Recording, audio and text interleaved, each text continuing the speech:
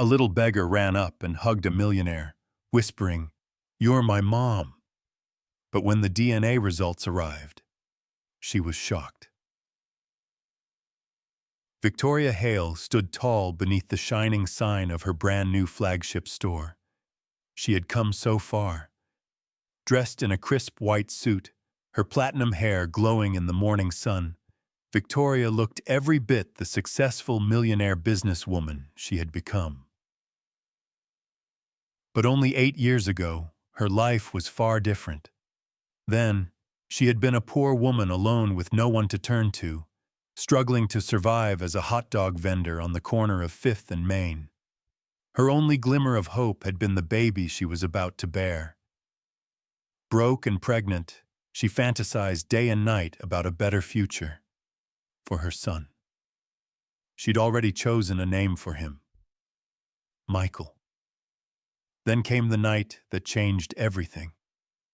The night she went into labor was a nightmare. Alone and terrified, she was rushed into the nearest hospital. Hours dragged by in pain and fear. Then the words hit like a dagger. "I'm sorry. Your baby was stillborn." Victoria had pleaded to see him, to hold him even just once, but the staff was cold and dismissive. "Already been touched," said one nurse bluntly. "You still owe us for the hospitalization." Weakened, disoriented, and overwhelmed by sorrow, Victoria had left with empty hands.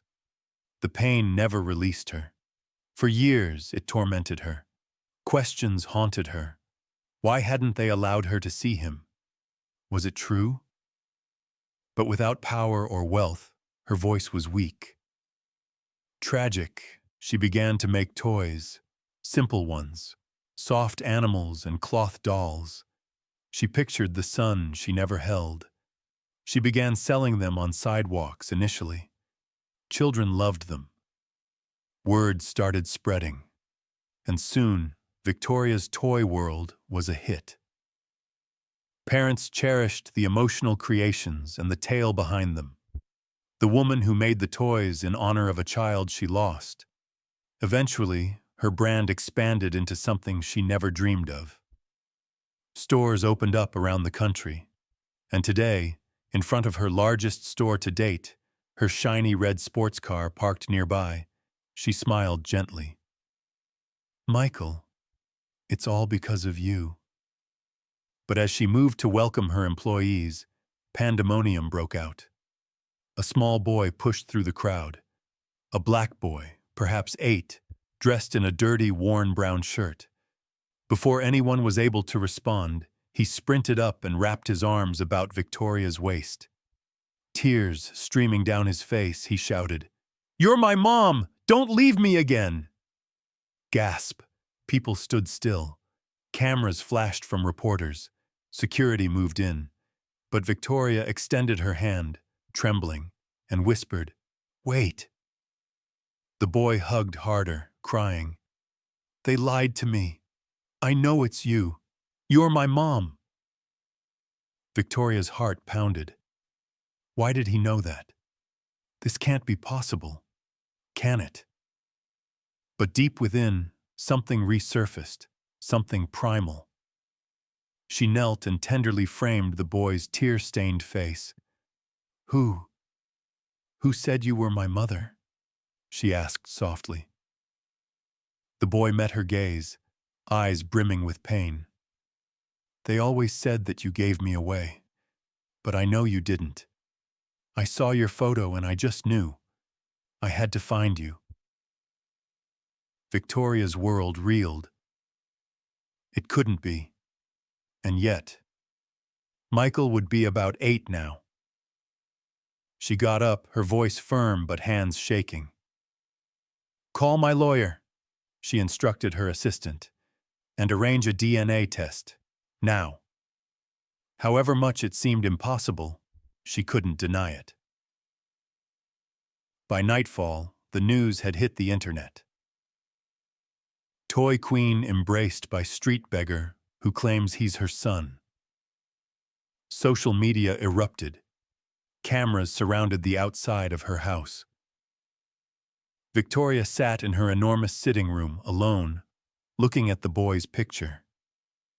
Could this really be happening? The boy's voice echoed in her mind. "You're my mom." She barely slept. When morning arrived, her lawyer called. "The DNA results are ready." Victoria's heart racing as she arrived at the lab. The director greeted her with a serious expression, then gave her a sealed envelope. Her hands trembled to break the seal and open the paper. Her eyes read the words, then locked. Probability of maternity, 99.9%.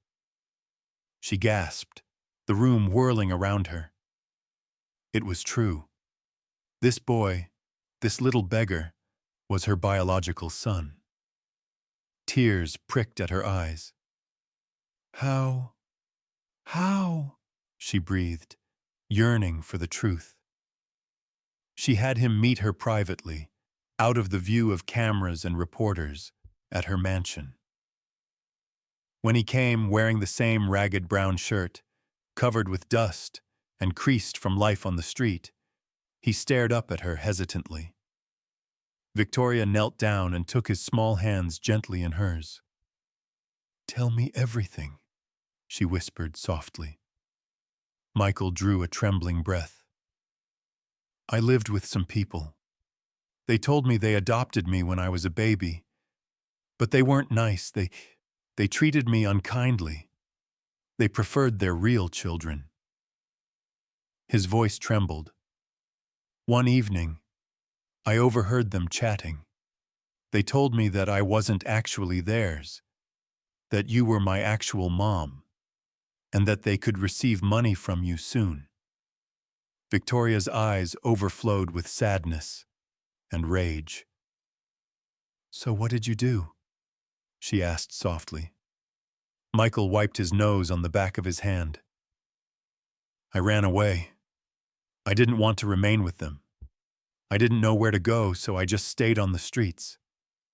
He paused, voice little more than a whisper.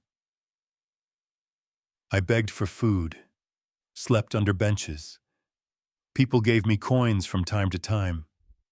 Then one day, I saw your face on a large poster outside your store. I just knew. I had to find you." Victoria wrapped him in her arms, holding him tightly, tears streaming freely. "My poor baby," she wept. "I lost you once. I'll never lose you again." But deep within her, a storm was brewing. Rage. She called for a complete inquiry. Her lawyers did some digging and discovered a chilling fact. Years before, when she delivered at the hospital, its corrupt staff had faked her baby's death. They sold him to traffickers. Those adoptive parents, as they called themselves, had paid for him. Now, years later, they wanted to blackmail her. Victoria unleashed all her power and resources against them. The corrupt doctor and hospital staff were apprehended. The pretend adoptive parents were arrested for child trafficking.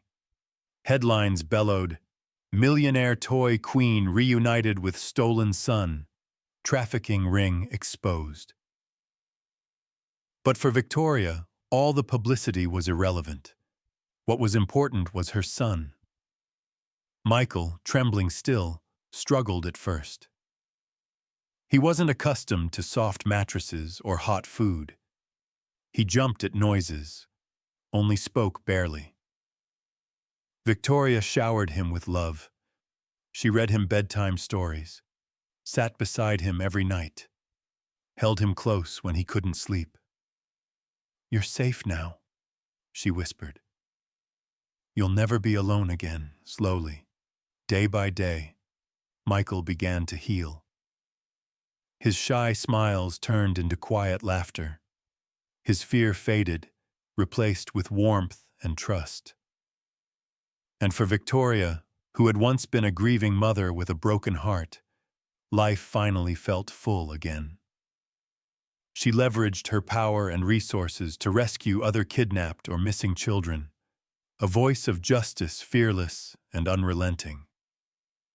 And now, as Michael hugged her tightly and whispered in her ear, "I love you, Mom," she knew this was her legacy, not the brand, not the empire, but the dear son in her arms.